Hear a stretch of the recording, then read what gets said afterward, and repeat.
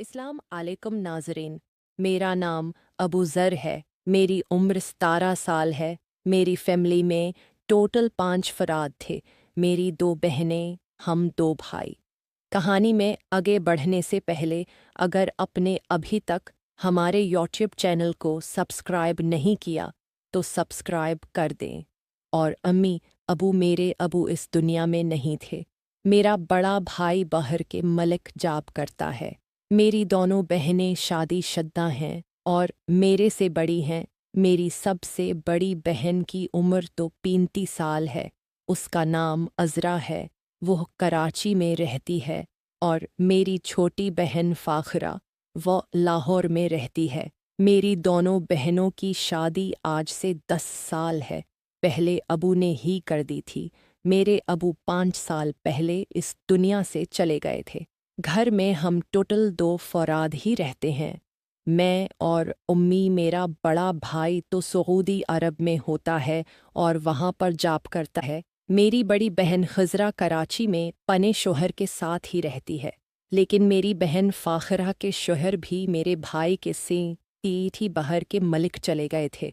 मेरी बहन फ़ाखरा के 2 बच्चे थे और मेरी बहन फ़ाखरा की उम्र 23 साल है। मेरी बहन फ़ाखरा देखने में बहुत खूबसूरत थी और घर में मैं और उम्मी ही रहते थे।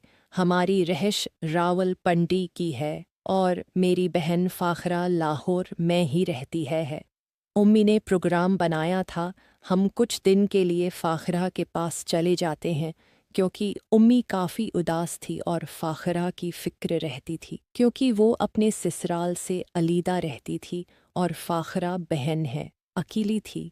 इसलिए उम्मी ने प्रोग्राम बना लिया था कि हम दोनों फ़ाखरा के पास चलते हैं। मैंने और उम्मी ने बस की टिकट ले ली थी और फ़ाखरा बहन को फ़ोन कर दिया था कि हम रावलपिंडी से लाहौर आपके पास आ रहे हैं।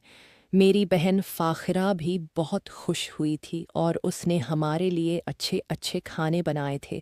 मेरी बहन फ़ाखरा बचपन में कुछ अच्छी नहीं थी और उसके चाल चलन ठीक नहीं थे। इसलिए मेरी अबू ने जल्दी ही उसका रिश्ता तैयार कर दिया था और उसकी शादी करने में जल्दी की थी। मैं इस वक्त छोटा था और मुझे उन कामों की समझ नहीं थी।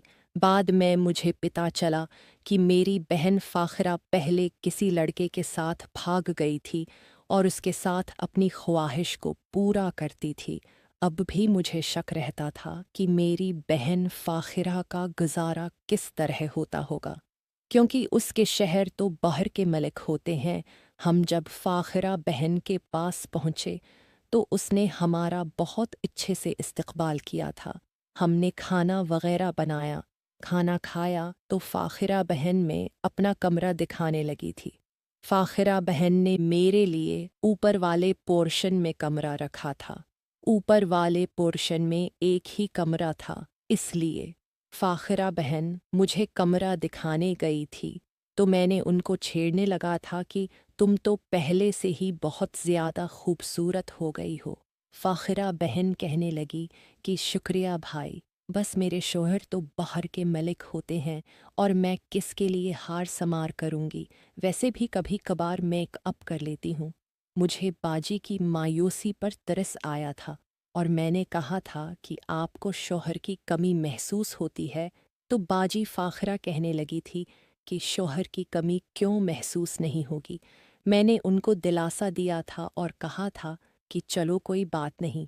शाम को उम्मी और फ़ाखरा एक ही कमरे में सोई थी तो उम्मी के सो जाने के बाद फ़ाखरा बहन मेरे कमरे में आ गई थी और मेरे पास बैठ गई थी क्योंकि फ़ाखरा बहन के दोनों बच्चे भी सो गए थे।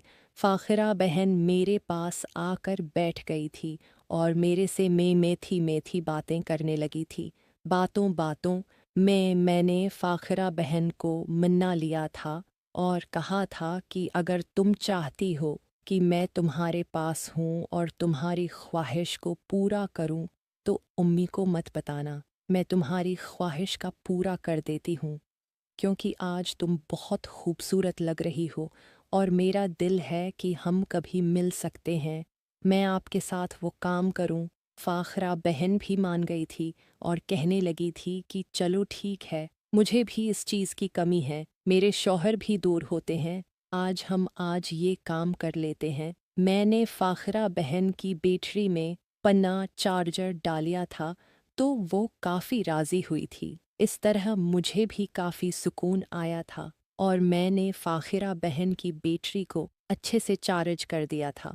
फाखिरा बहन बहुत खुश हुई थी और मेरे साथ मोहब्बत करने लगी थी। नाज़रीन, अगर आपको ये कहानी पसंद आई हो तो वीडियो को लाइक कर दें और चैनल को सब्सक्राइब कर दें। शुक्रिया।